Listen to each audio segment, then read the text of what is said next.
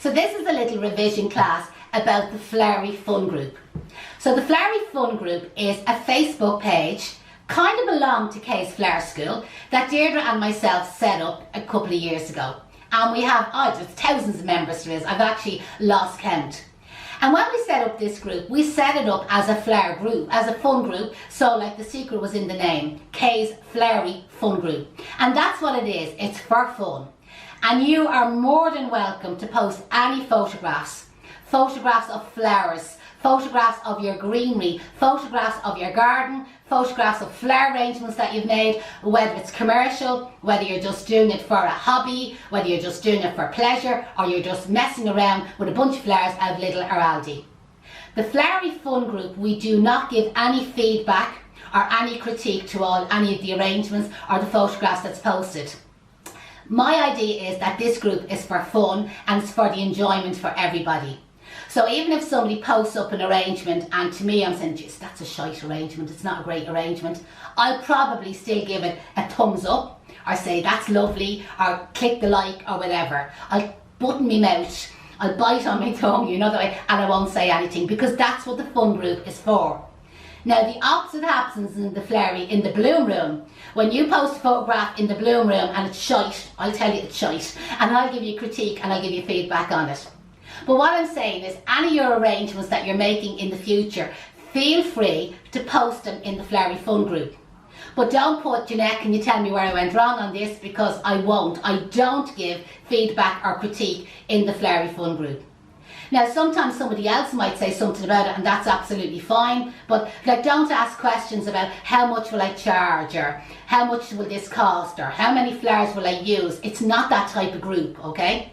And the other thing is, don't post questions about wholesalers, or even if somebody does ask a question about a wholesaler, don't answer them back in the Flowery Fun Group and start saying, oh, you can get an account in Quick Flowers, or you can get flowers from Howick in Holland, blah, blah, blah. That's not what the Flowery Fun Group is for.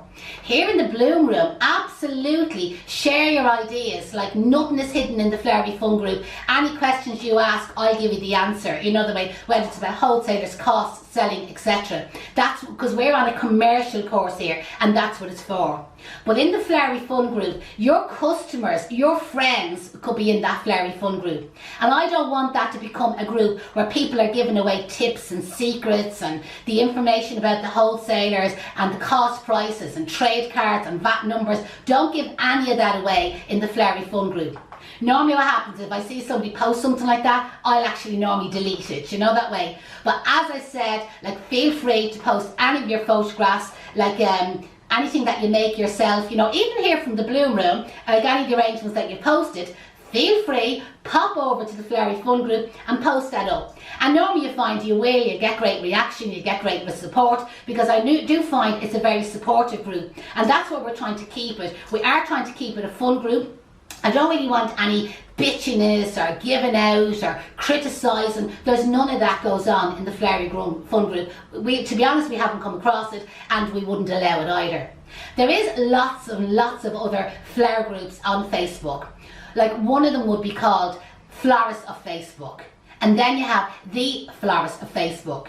You also have the Real Florists of Facebook. You also have the Professional Florists of Facebook. There's lots and lots and lots of these groups.